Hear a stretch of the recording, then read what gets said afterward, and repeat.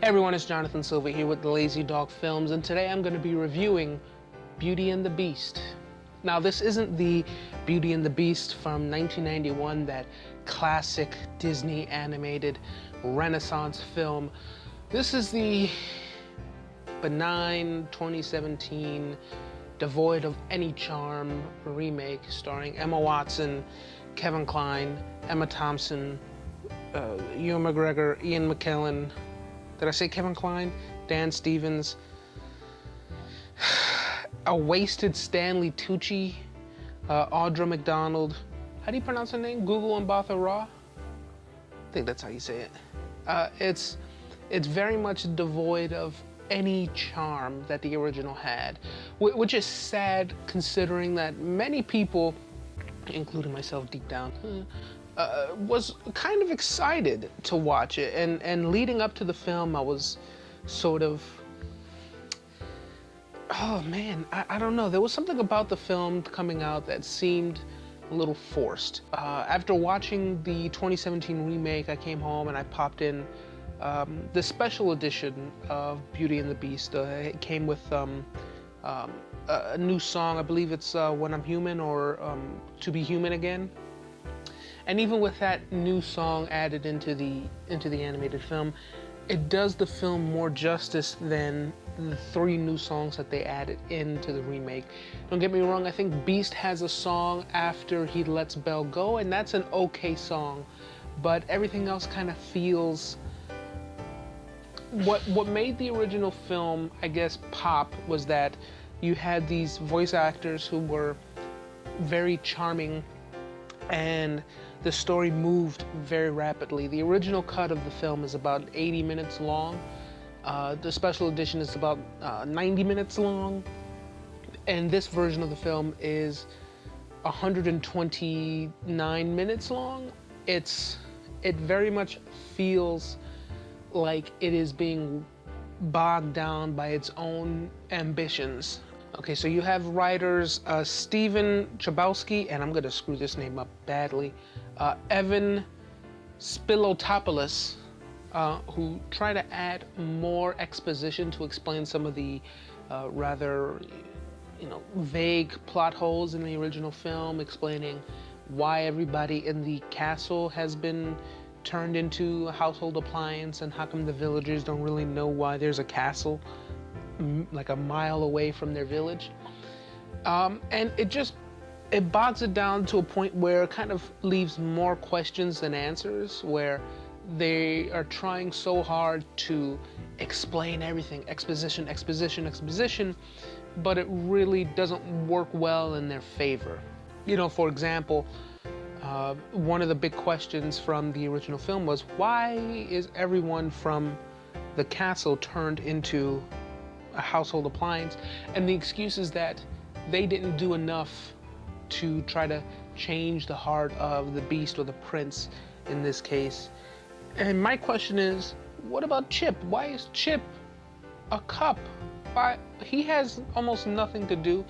And then started thinking about it a little bit more, and it's like, but why should that be in the hands of the servants of the castle rather than the parents? Even though the beast's, the prince, his mother passes and his father turns his warm heart into a cold one. Is there something there that should be said about it takes a village to raise a child? I think it really is just glossed over. And another big problem of the film is there's a lot of CG, which is warranted, especially for creating like Mrs. Potts and Lumiere and Cogsworth and having them come to life.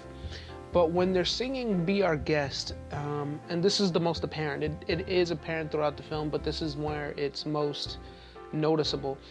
You have Emma Watson sitting at a dinner table with the plates and forks and knives and Lumiere, and they're singing Be Our Guest. She looks like she's not there. Emma Watson looks like she's not there. It almost looks, it is looking phony, but there's something weird where it's like they glued her face onto a puppet that's just clapping, and then they animated a bunch of things around her. it really doesn't look well, and going back and watching the original, it's like night and day. And by night and day, I mean the original looks a whole lot better. And that's something that confused me. Another thing is that there's a lot of things wrong with it. I'm just gonna rant about what I felt was wrong with it.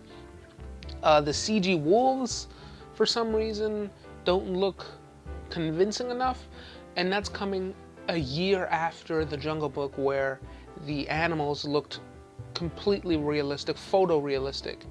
And then you have the young kid who is playing Mowgli sitting on top of Baloo most of the film, or hanging around Baloo and most of the other animals, and he looks like he's actually interacting with these animals.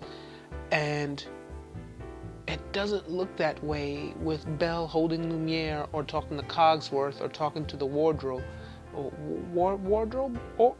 I think, whatever. It rings false. And man, I can go all day and rant about what I didn't like. What I did like, however, was that LeFou wasn't the mindless goon, mindless minion that he was in the cartoon.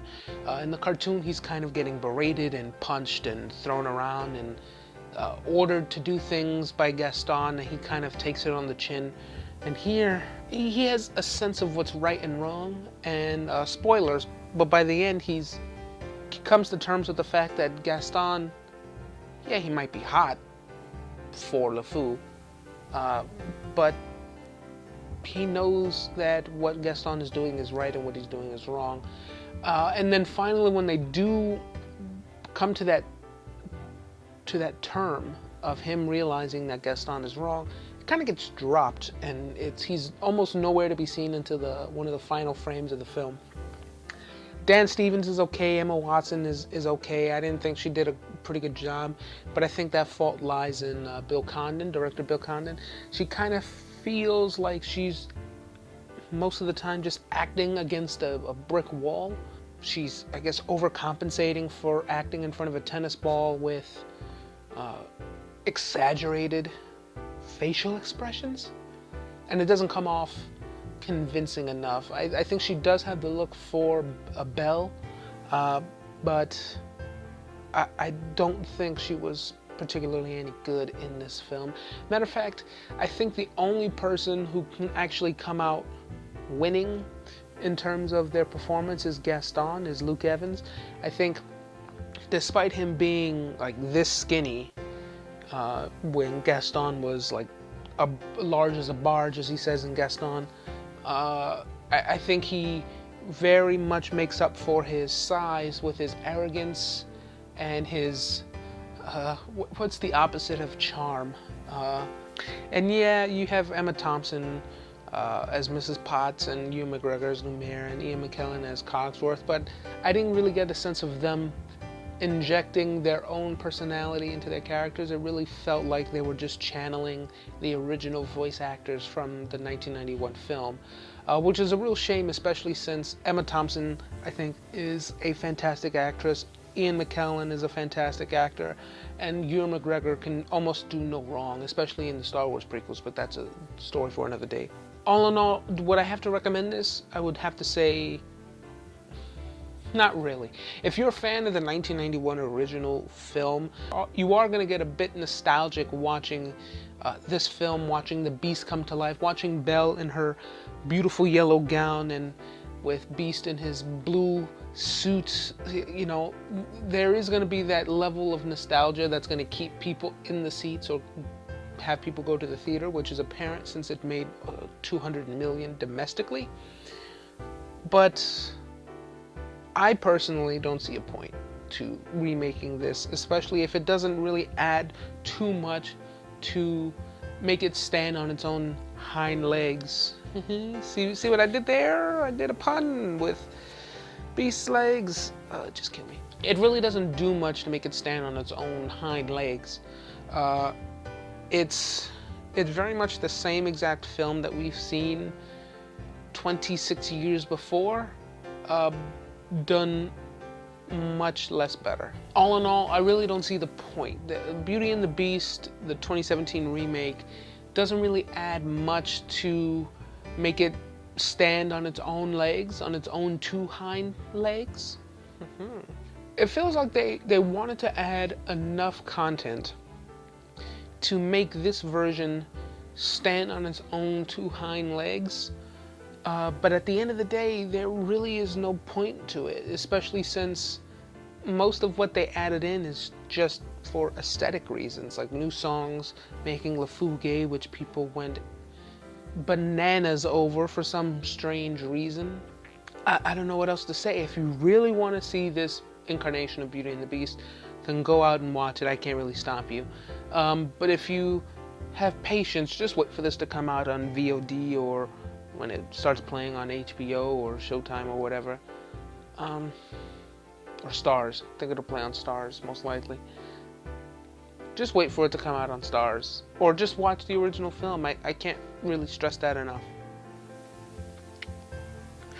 So, did you see Beauty and the Beast? Did you have the same problems that I had? I had a bunch more problems. You can actually read my review if you click on the card in the corner right up there.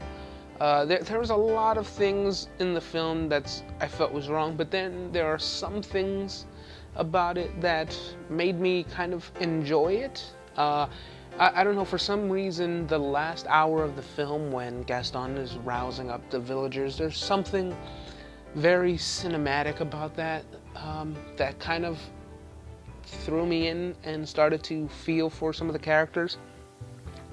That could also be because I was familiar with these characters in the '91 film, and I couldn't really separate those two.